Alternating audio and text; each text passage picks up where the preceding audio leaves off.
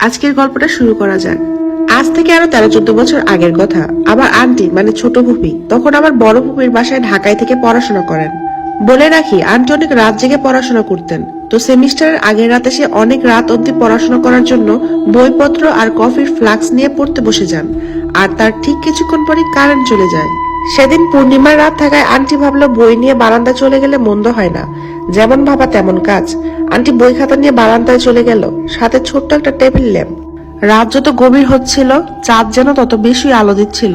চাঁদের আলোর প্রায় স্পষ্ট চারপাশ, সাথে হালকা বাতাস। কারেন্ট চলে আসা সত্ত্বেও আন্টি রুমে গিয়ে পড়তে ইচ্ছে করছিল না বলে রুমে গেল না। রাত প্রায় 2:30 বাজে। আন্টির পড়া প্রায় শেষ।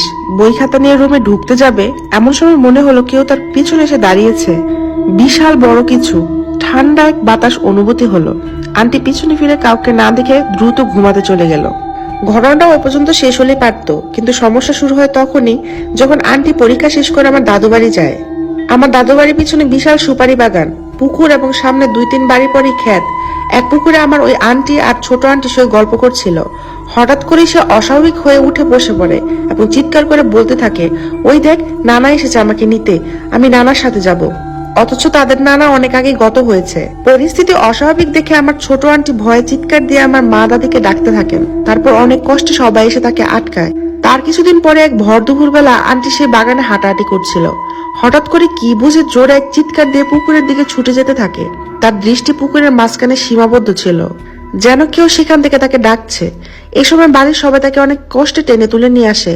আর একটু দেরি হলে আন্টি পুকুরের মাঝে চলে যেত।